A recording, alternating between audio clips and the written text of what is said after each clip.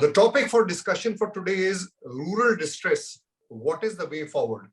And before we discuss on this topic, just to set a historical context to rural. Last 20-25 years, two-wheelers was definitely an area where rural market really picked up very strongly in the 90s and 2000s when the market went up. In the four-wheel industry, the last 10-15 years, a lot of work has been done rural. And a lot of people said rural was the shining superstar of the market. And they put four reasons for it. Because after the last 15-20 years, there were four A's which worked. One was awareness, other was aspiration, third was availability, and fourth was affordability. Affordability also meant in terms of initial price and also financing. And rural was going very strong. And people said, rural, whatever happens to the urban market, rural market will take India forward. There are more than 7 districts, 5,000 tehsils, and it looked going was great guns. Now, 2018 and 19 was the year of reckoning, when the figure on two-wheelers touched 21 million, the figure on four-wheelers, passenger four-wheelers touched nearly 3.2 million, and tractors continues its cyclic movement, which was doing fairly well. But after that, we have hit a break or a jam or something. And today, we are coming to a position, if you look at two-wheeler market, this year, the two-wheeler market will not be more than 14 million. So 2018 and 19, we did 21 million. And if we do 14 million this year, that means we are even 33% lower than what we did in 1919. In passenger vehicle, the position is not all that bad, but still it is nowhere near 2018-19, we did 3.2 billion. But tractor industry is some industry which showed a lot of promise. And last year, I will talk to Mr. Bharatendu Kapoor, it grew about 25%, and this year there is some decline, but tractor was holding there. So, when we are discussing this topic, we just want to, first of all, the topic is very, I would call it divisive, because it says rural distress. When I hear the word rural distress, I'm reminded of the old movies of Satyajit Ray and Bimal Roy, Do Biga Zameen, and some of them we talked of rural poverty, exploitation, famine. Are we talking of that distress? Or we are trying to load everything on rural. There are certain things which are happening in the economy, happening in the auto ecosystem, which is impacting the rural market, and we say it's a rural distress. There could be different issues. Since we are talking of 3 segments today, two-wheelers is represented. Now we have a very distinguished panel with us, Mr. Bharatendu Kapoor. He's President Sales and Marketing TAFE. He's also had a long stint in four-wheelers. Mr. Nikunj Sanghi of JS Fourwheels, needs no introduction. He's the voice of the market, voice of the dealer, and he's everywhere, whether on TV screens or in media, and he will speak both on the two-wheeler and four-wheeler. And Mr. Srinivasan, a very interesting personality who headed marketing and sales in Bajaj, and now is wears a cap of an entrepreneur and runs a very successful startup. I won't call it a startup, it's a big company in itself, called Bikebazaar, and he's the co-founder and MD, and he's focused on rural market for financing, whether new vehicles or pre-owned vehicles. So you couldn't get a more distinguished panel than this. Coming to you, Bharatendu, there's all the cry, but when I look at tractor figures, people say, the government says also that look at tractors. They did phenomenally well last year. This year, there may be some decline. So if there was a rural distress, it should be impacting tractors most, because 100% of sales of tractors come from rural, unlike two-wheelers where it could be 50, 55, and passenger vehicles, it could be 20 to 25%. So what's your take? Since you represent the rural market, is there a distress or is there something else happening? So thank you, Arun, for asking me this question first. In fact, when I got the topic, I was a bit surprised with the topic itself, that why we are calling this era as an era of rural distress. And let me tell you the reasons why I was thinking so, and it really made me think that why people are thinking that there is a rural distress, or why we should even talk about it. See, first of all, I don't see there is a distress in the rural areas. Let me make that statement first. And in order to support why I'm saying so is, in last 60 years of time, we have seen 3 years of consecutive good monsoon. This phenomena has happened in last 60 years. It has happened for the first time. In fact, this year, the monsoon is 127% of the normal monsoon that happens. Kharif production has been record. It is 7% up vis-a-vis last year, which itself was a record. And the procurement is also very, very high. When I see the Rabi crop sowing, as of date, as I speak to you, the area sown is 2% up with respect to last year, which itself was a record. If I see the water table, which is another complementing factor that we track very, very closely, I see that water table is higher across with respect to last 10 years of average. If I see the reservoirs across the country, I see over 86% of reservoirs are again at the best in the last 10 years of average. Crop prices are up by 8 to 9%. Whether you see the MSPs, which have been declared by the government, or you see the mandi prices. I won't talk about the crop-wise price because there could be some crops where there will be some pluses and minuses, but overall it is up by 8-9%. So the cash flow in the rural areas is not an issue. I don't see as an issue.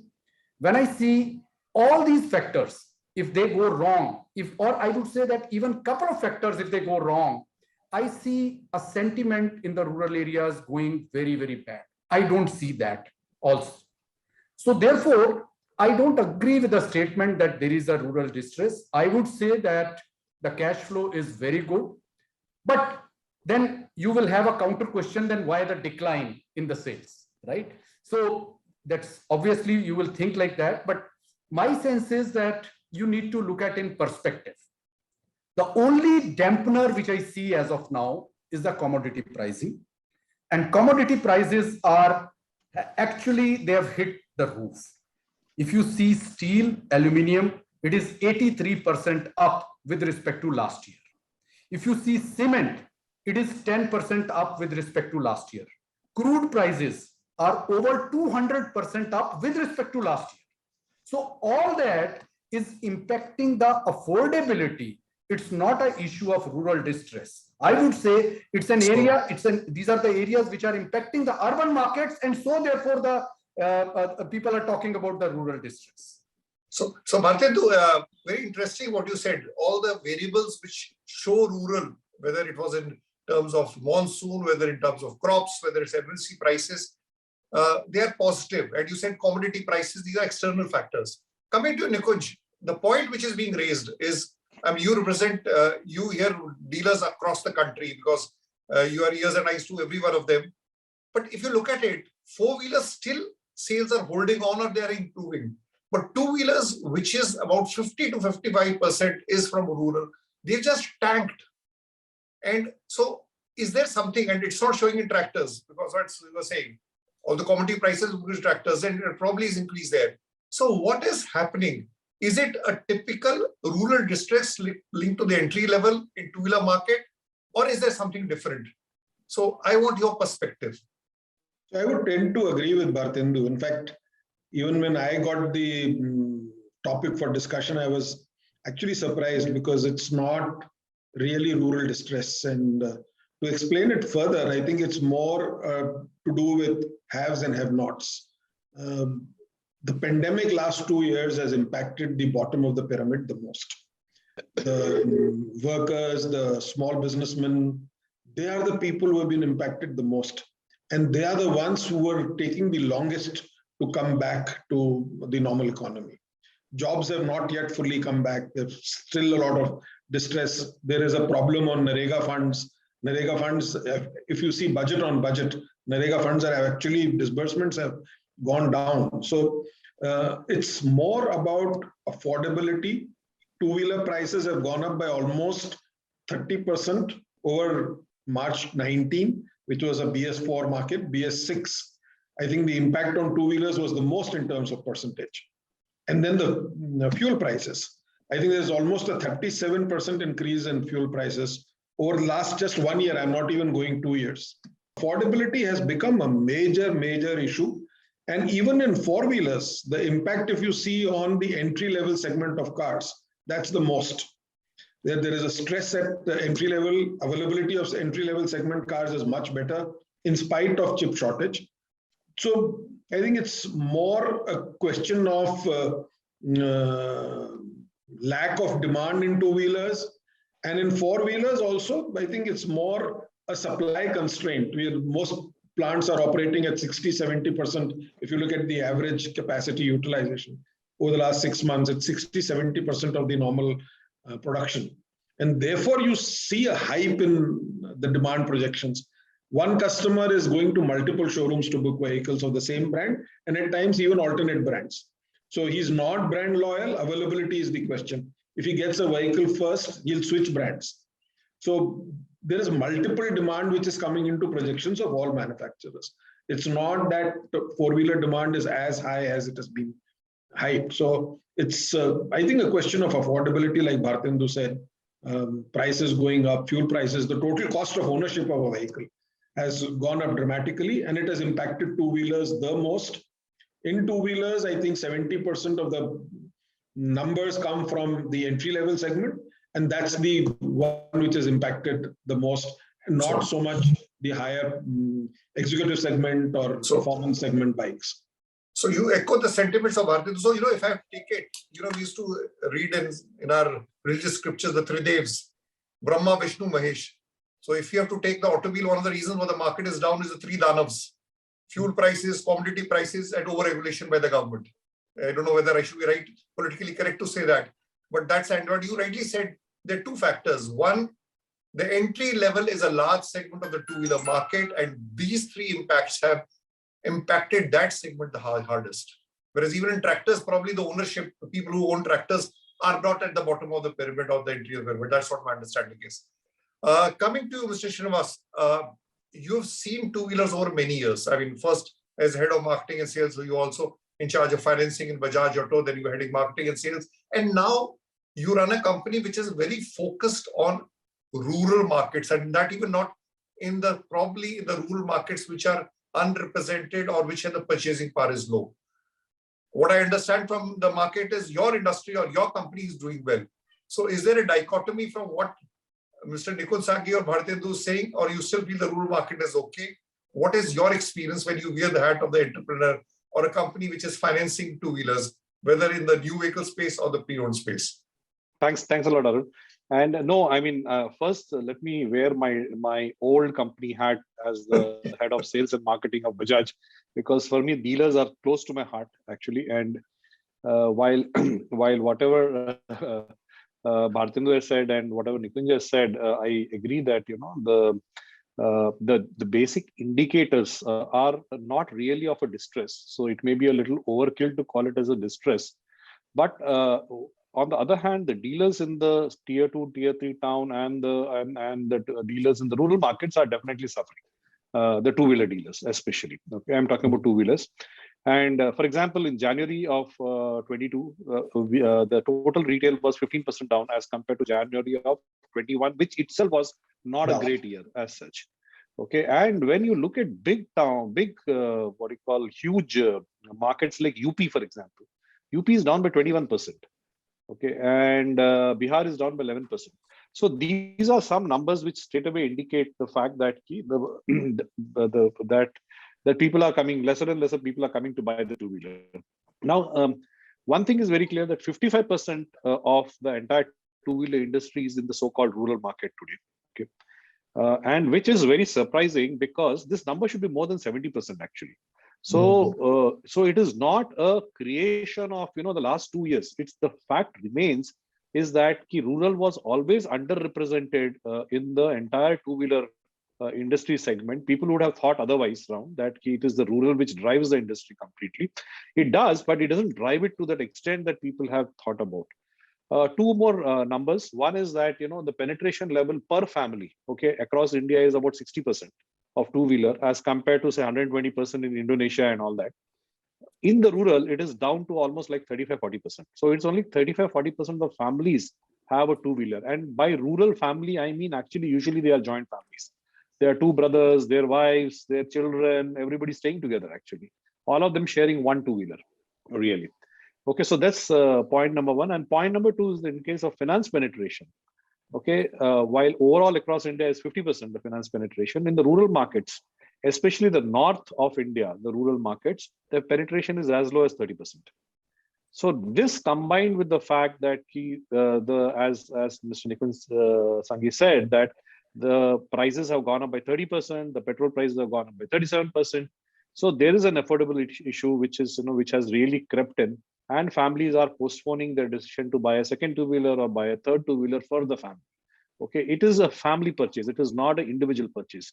Whereas in the towns, in the big cities, the two-wheeler is an individual purchase, whereas a two-wheeler is a family purchase as far as rural is concerned. So that's where they're saying, "Okay, abhi ek two-wheeler hai, so let's not buy a second one." I think over a period of time, people will have to get adjusted to the new cost reality. Okay, the new cost reality of the two-wheeler is that you will not get a two-wheeler for 45,000-50,000 now any longer. Okay, and people are also started upgrading. They don't want kickstart, they want only electric start, etc. and all that. So one of the reasons why we are doing very well is that the finance penetration has slowly started creeping up actually. So more and more people are looking for financing of getting the vehicle finance. Unfortunately, the supply of finance is restricted. The big banks, the big NBFCs, other than the captive ones, while they say they are rural oriented, they are not really. And hence, it's not very easy for a person to get finance. So this, in short, is what I look at. I think that this is going to take a couple of years to get adjusted to the new reality of the cost structure.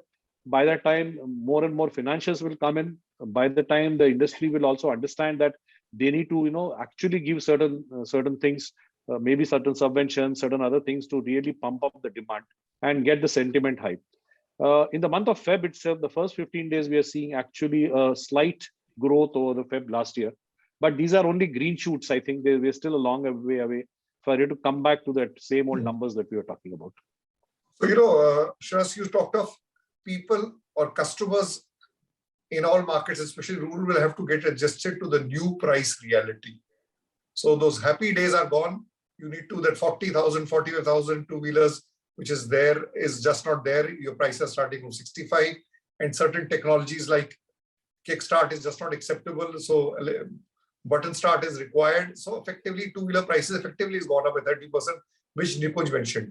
And you said one of the levers of increasing penetration, one is people are postponing their purchase because affordability is an issue.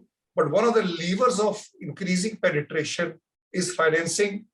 Although banks are flush with funds, NBFC are flush with funds, but somehow at the ground level, there is a lot of conservativeness in finance. And I'm talking not about your company, but across the industry, which is further dampening the sales. And one thing you said, new few years, I'm very frightened when I hear the word few years. I thought the green shoots should prosper in the few months. Coming to Nikunj, if we are closing down at 14 million in two-wheelers and as compared to 21 million, what do you think? I mean, there are certain players in the auto ecosystem. The government, there are 3-4 bodies. I mean, there is the finance ministry, which can do on excise, which has done nothing on excise this time, GST, or there could be other things could be done on the ground level in terms of taxation or new norms coming in. Then there are stakeholders like industry bodies, like FADA, SIAM, ACMA, or maybe Skill Development Council. And then there are even dealers and then finally customers. So if we have to come out of it, and I mean, the one thing which is clearly shown is it is not rural distress.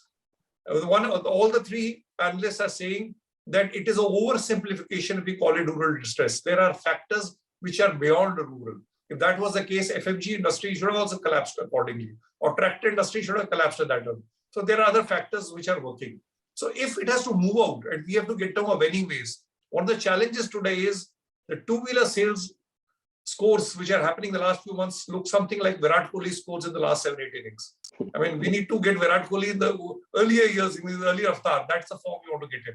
What needs to be done, Nikunj, if we have to move out? Because if this is the situation and we're going to struggle at 14 and 15 million, and we used to talk of 30 million two-wheeler size in 2025, we are finished. I mean, we are behind the curve. And then this whole dream of over penetration, better affordability, every person, more for two-wheelers and also to some extent for four-wheelers, entry level. So what is your suggestion in this?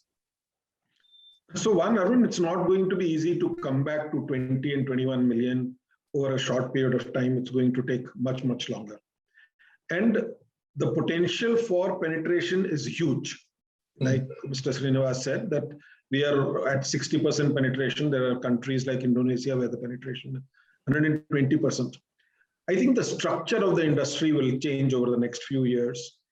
The transition towards e-mobility or electric mobility, specifically in the two-wheelers, they are the lowest hanging fruit, is at a pace which nobody in the industry could have imagined, not the legacy players, not the dealers, not the government. And the triggers have not been incentives. So while a lot of people are talking about FAME to incentives, yes, that's one of the levers, but the bigger lever has been affordability, and which is the fuel prices. People thought that unless charging infrastructure is not there, people will not shift to rural. But it's absolutely the other way around. Penetration in rural areas in electric mobility is much, much higher than in urban areas. One, because people have realized that you can charge your two-wheelers at home, put them on charging in the night, and in the day they are good for go. And the distances that they cover are definitely not more than 30-40 kilometers within a day, which is good for one charge. Two, and which is important and which insight we get when we speak to customers is, most people, specifically in the rural areas, when they come back, they say, electricity for us is free. So suddenly the fuel cost is zero. We charge our vehicles paying nothing. And even if the battery goes bad, if we have to change the batteries, we would have saved much more, because if you are driving an IC engine two-wheeler, you need 100 rupees per day minimum. And that is not required. So people have gone to nondescript brands which we have not known. And most of these figures don't come up in Vahan, because these are vehicles which are less than 250 watts, which have a speed of less than 40 kilometers per hour, which do not require registration, which do not require even licensing. Therefore, the total cost of ownership reduces further. Today, just the cost of registration is anywhere from 8 to 12% of the value of the vehicle. So that's totally gone. No license is required, and therefore, most people don't even get these vehicles insured. So the total cost of ownership of a slow speed, low range two-wheeler is less than 60,000. While an entry-level bike today is almost 82,000 on road. So I think the entire industry will change. The number of players in the industry is going to be much, much larger than any of us thought of. The entry-level barriers for manufacturing have gone for a 6. A small cottage industry can start assembling two-wheelers, importing kits. Entry level for dealers has gone. For a small two-wheeler dealership to open an IC engine dealership, it requires a minimum of 2 crores these days. A two-wheeler easy franchise, you open in less than 5 lakhs. Okay. So Nikunj, you're talking of one is there will be that what Mr. Srinivas talked of, there will be some sort of realization that this is the new reality, but you're saying the major structural shift which is happening and EVs, which will happen more in the two-wheeler, and it is in spite or despite the government support, which a lot of people thinking, and will change the whole dynamics of the industry, whether in terms of dealers, whether in terms of customers, whether the way look at market, and that could be the next trigger point. That's what I'm hearing from you. Absolutely. Bharatendu, people say tractor is a very pampered industry. No GST, no over regulations. There is 12% GST. 12%. There is a 12% GST. So, okay, when I say no, there are 28% GST in two-wheelers. So a tractor is bought by a person, and probably also not much of this funda of too much of registration, road tax, and even this concept of this thing. Do you expect the tractor industry it's grown phenomenally last year. Will it grow its normal trajectory, or you're seeing tailwinds or headwinds in the industry for the rural? Because that's rural totally. Yeah, sure.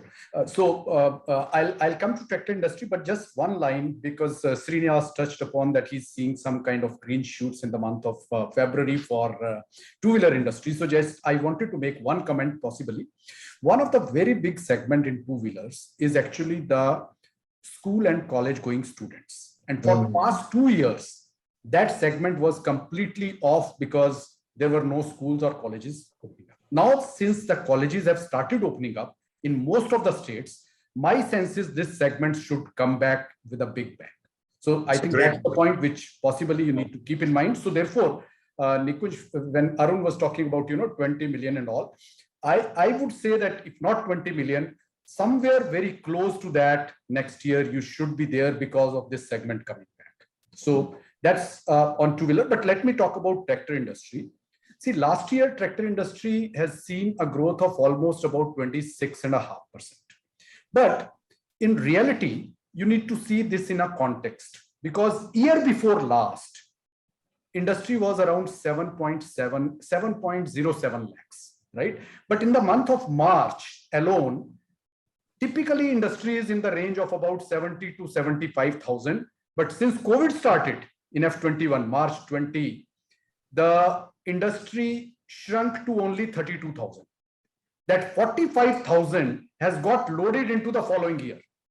So actual industry was not 9 lakhs in that year alone. Okay, actual so industry was around 8. The mathematical thing which is there. Yeah. So 8.5 lakhs this year possibly will come to around 825. So which is fairly okay, fairly okay. Which is a degrowth of about 3%. But that 3% degrowth also, if you look at, there are two significant factors. One is affordability, because we talked about commodity prices you mentioned. And in tractor industry, nobody has seen an increase of 70,000 rupees in a year's time, which has happened, right? The second thing is, though the monsoon has been normal, however, during the Kharif season, 8 weeks of delayed monsoon has caused a problem in large part of northern region. So Rajasthan, Gujarat, UP, Punjab, Haryana, all that area, 8 weeks of no rain after the sowing had happened. When people started re-sowing, the rainfall was in excess. Again, that was a damage. And despite that, the Kharif production has been at 7% up with respect to last year of record. Right? So these two reasons have impacted last year. However, going forward, when you're saying that, what's going to, so you look at the arable land is not changing. It's almost stagnant. The only thing that can change is if we have to be self-sufficient on the food grain in the country over the next 15 to 20 years of time, the way we see increase in population, only thing that can help us is improvement in efficiency and productivity in the same land. And if the productivity has to go up, then the horsepower per hectare, which currently is at the level of about 7.5 to 8, has to double. It has to become 16 horsepower per hectare, which is in like-to-like developing countries. Now, to that an extent, there is a headroom available. And then, coupled with affordability, precision farming, so that people can grow the crop, more crop in the same area with very limited kind of resources. I think all that has to happen. But we foresee that in next, when we are making a long-term kind of a projection, it's an industry which will continue to grow at the rate of 8 to 10%. Bharatendu, very reassuring words for rural market. You're expecting the industry to grow, and it's not grow on a low base. You expect it to grow on a base which is already touched, because you are still touching somewhere the all-time highest what tractor industry is achieved, unlike two-wheelers where the base is there. Shreya said, there are two questions to it. A lot of people talked of two-wheelers as a business application. Bharatendu referred to that this school, college, segment, which is whether in terms of teachers, students, women, people who work, these are segments which are there, and electric could just disrupt the market and grow. And fourth, which you say is financing. I don't know what the reason is. Government talks so much that there is enough funds available, the SMEs are being financed. What needs to be done to kickstart these? Because sometimes what happens, the 2-3 things kickstart, then it sets up the virtuous cycle. Today we are in a vicious cycle. What's your view? 2-3 things what can be done? Yeah. So I think it's a 3-point agenda, according to me, and all of the 3 points revolve finally around affordability in one way.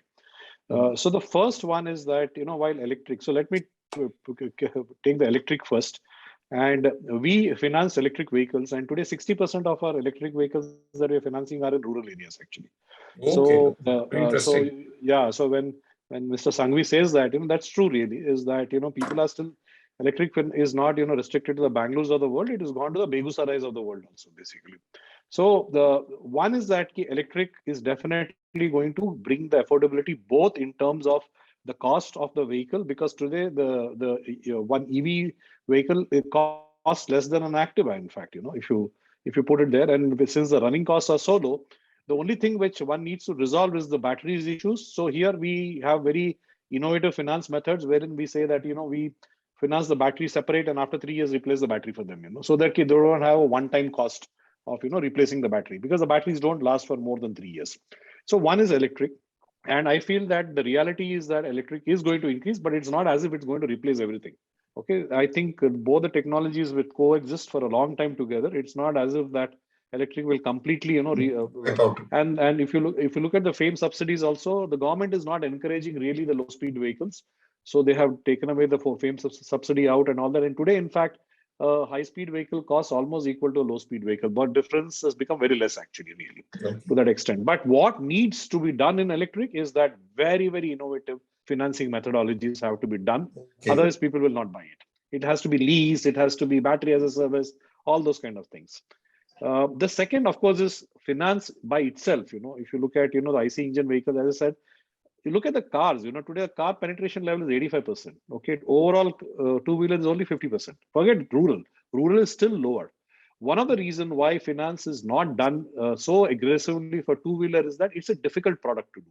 It's a product wherein, you are doing it for really people who are, they are new to credit, people who don't have a lot of documentation. It's a very collection intensive business. So hence you don't see, too many people. I mean, look at the number of startups which are open for affordable housing and compare it with, the number of startups which are open for two-wheeler financing. There's only one startup which is open for two-wheeler financing, and that's us 5 years back. Great. And we still don't have any competition on that. And we do mainly rural. And the third is the entire second-hand vehicle business. Okay. Now, if you look at the car industry today, it's booming, the second-hand vehicle car industry. For every 100 cars sold, 150 second-hand cars are getting sold. In case of two-wheelers, for every 100 two-wheelers, only less than 50 are getting sold. There's a huge supply issue. So if you go to small towns, our Prime Minister's constituency in Varanasi, for example, will have not more than 2 brokers who are doing second-hand vehicle business. Okay, and if you start going to still smaller towns, there's nobody who's doing second-hand vehicle business. Neither are the OEs, doing anything aggressively to, ask people to start changing their vehicles the way the car industry has done. Now, this has to be done. Okay, because you need to have a 40,000 rupee vehicle for the bottom of the pyramid, and the only way you can have a 40,000 rupee vehicle for the bottom of the pyramid is to have a good second-hand two-wheeler, which is available for them. Shreyas, you're talking of two things important. You said, first of all, financing penetration has to go up and it has to be innovative. If that conservativeness on financing, I mean, it's like this old theory that bankers, they have enough money, but they don't finance. They only finance a person who doesn't need finance. Correct. So that is one thing, and it's to be innovative. Yeah. Tailor-made and special electric vehicle. And second, you said somehow the organized basis, the way which two-wheeler, 3-4-wheelers, used cars happening, it's not happening in two-wheelers. There is to be a momentum to that. That could lead to sales, which is there. That's what I understand. So in fact, our experience now is that we have something like about 25 showrooms that we have got the new vehicle showroom guys to open second-hand vehicle showrooms, and they're seeing a lot of advantage of doing that actually. Okay, so the sales started going up on both sides, the new vehicle side as well as the second-hand vehicle side. So and back with finance. I'm hearing a lot of things which are there. I mean, we need to do differently. Nikunj, since you interact with you can say the government circles at the senior most levels, and you also interact with the dealers and also the manufacturers. If you had one advice, I would say advice, or one area which the government has to focus on and one area which the industry has to focus on, what would it be? I'll come to the same question with everybody. And you're wearing the hat both of two-wheelers and four-wheelers, and two-wheelers the problem child at the moment. So we can focus it more towards that. So just yesterday evening, I was speaking on Patrika TV on what needs to be done, specifically with the state government budget coming in. I think in one big demand that we have made, and which I think is going to make a lot of difference to this industry, is making transfer of ownership of second-hand vehicles much, much simpler than what it is today. So while Mr. Srinivas says that it's 50% penetration on two-wheelers, I would disagree. It's much higher, but most of it is off record. A lot of vehicles, two-wheelers are sold, which are not transferred, which do not come on record. And there are brokers across the town who are not regulated. So their data never comes out at all. So what we are telling the government, both the state and the center, is one, make transfer of vehicles far more easier than what it is today. Maybe allow dealers to start transferring vehicles because now everything is Aadhaar based. Two, make the process much cheaper. In a state like Rajasthan, you pay 25% road tax again on transfer of a vehicle. Okay. So just to avoid that 25% road tax payment again, they don't get their vehicles transferred on documents. So I think this is one thing which is doable. So coming from the industry side, when I say industry, it is both the dealers and manufacturers. What they need to do. So they need to get into organized second-hand markets. And like Srinivas said, if they get into organized two-wheeler market, it will help both the second-hand market and the new vehicle market. If it becomes easier for me to offload my existing vehicle, when I'm sure that the vehicle will be transferred out of my name, I will not be liable for that vehicle, I'll go and buy a new vehicle. So great. So one thing which I took is this double taxation, that you already taxed a vehicle once and you're taxing it again when you transfer. Yes. I remember old Sunny Deol movie Tariq Pe Tariq, tax pe tax, which is there in Damini, or which was there. I hope that Tariq Pe Tariq doesn't happen in this. But yes. Just bullet points, 2 sessions, because we're coming to the end of it. What industry can do, what government should do, and what industry should do. 1 point. So, Arun, I did talk about that. On one side, you need to improve the productivity, which means you need heavier implements, you need new technology. And on the other side, there is an affordability issue which farmers cannot afford. So therefore, 2 things which government needs to do is, one is encourage the FPOs, farm producer groups, wherein the cooperative farming can happen. Second is make the finance affordable, which means today, if we look at out of the total financing that happens, nationalized bank share is only 7 to 8%. Oh. Can that grow to about 50% at least, and look at doing a long-term financing, make it more affordable for the farmers, and improve the testing facilities for the newer implements. That is, okay, as far as the government is concerned. As far as the industry is concerned, I think more frugal innovation in agriculture sectors, encourage the startups so that the technology becomes more affordable for the farmers and they can be more productive. I think these are the things which I would say. So clearly your financing is one common link thread which I'm seeing across, and second was this concept of transfer, of the used vehicles. How do you kickstart the basic processes which are becoming the bugbear or which are the stumbling block? Coming to Srinivas last. Very quickly, So first is that I think without hesitation, the government should make two-wheeler financing as a priority sector lending. Oh, that's a great idea. It is something which is really ununderstandable as to why they have not done it so far. Even electric vehicles are not under priority sector lending. So I think this is the first thing that they should do. And the second, of course, is that people have spoken about RTO, etc., and all that. The rules and RTOs across India are so different. For example, rentals of two-wheeler is something which is not allowed in a lot of states. For example, in Maharashtra, it's not allowed. It's not allowed in Tamil Nadu. Okay, so rentals is something which which will shift the ownership to the ridership cycle, and that's what's going to happen. There are 2 million Swiggy delivery boys today who need to shift to electric. The government wants them to shift to electric in 2 years' time. They are not going to buy the vehicles. Somebody will have to buy and start renting it to them, actually. So the government needs to really look after this RTO thing. As far as the industry is concerned, I think most of the OEs are very, very rich today. Okay, they have made a huge amount of money on two-wheelers. I think it is time that they have to put some of the money back onto the customer. Okay, I think that's what I would at least say. What the industry needs to do. So Nikunj, you can feed that back. Too far. I'll reserve my comments. So great. So 2 things which are coming out very clearly. You have certain things. I mean, there is a certain one. The vehicle, the way it is today. I mean, it has to a dramatic change in terms of electric, and then a lot of laws, whether in terms of RTO, whether financing, whether renting, all are antiquated. They need some dramatic overhaul. A lot of regulations are coming in. So many airbags, so many 5-year insurance, but nobody is addressing these basic issues. And Nikunj, one suggestion is, one thing which Srinivas mentioned is financing of two-wheelers is low. Why don't you, like Wuhan data is printed by FADA, every month predict how many nationalized banks have financed on two-wheelers? It could become writing on the wall. with the government. It's zero. It's zero. So they don't have to publish. Nationalized bank so that's is zero. the data. No. So that it's sometimes good to present the zero. Even. Yeah. Whenever in some subjects we used to get zero, the teacher still used to give us marks on zero. Show us the marks which is there. But great. What I'm seeing clearly is that one thing which came out clearly of the group is we are oversimplifying the situation as calling it rural distress. The factors are much more external, related to the way the industry operates, related to the way the financing operates, related to the way the government regulations, related to what the industry should do. And even Bharatendu talked of the concept of innovation and frugality. And these are things which will shake the market. So, and one silver lining which was mentioned was that we have had the worst in two-wheelers because the schools, colleges, and even a lot of offices were closed. And fortunately, in the last 1 week, we are seeing school, colleges opening up, offices opening up. There could be you have a revenge buying. There could be a revenge buying on two-wheelers. That's a hope which we do. Just to add one more point. The collection in the rural has been excellent.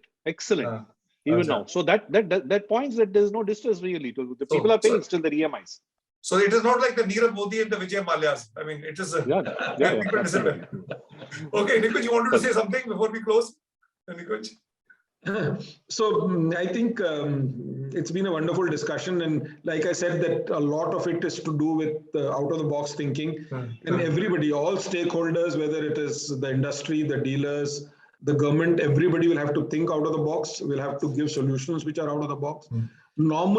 The way we have been promoting industry, way we have been promoting retail, I think that's not the way to go. We'll have to come out of that, become far more innovative, both in selling and ownership of vehicles. And once we do that, I think a lot of distress that we are talking about will not be there. The long-term Indian auto industry stays very strong, very rich, and mechanization, even farm mechanization, I think there's a lot which has to happen. So long-term story is good for this industry. So Nikunj is saying his long story is good, but the path is difficult. The woods are lovely, dark and deep, but many promises to keep. And Delhi abhi thodi dur hai, but mehnat karni padegi. And I think that's a positive sign which we take forward. And distress, which gives a negative word of disenchantment, disillusionment, disappointment, that's not the thing which is their rural distress. There are structural changes in the economy, in financing, in ownership, in the way the industry operates. And hopefully with the COVID situation improving, it should improve much better. With that, I call it a day. Thank you all the panelists for such an engaging, insightful discussion. And what I would like is that nobody wore the hat of their company, although Srinivas did talk a lot about changing the structure, but that also will help the industry if financing really goes up, which is there. So thank you very much, and over to the organizers, back to you. And thank you all very much for the panel. Thank you. Thank you so much. Thank you.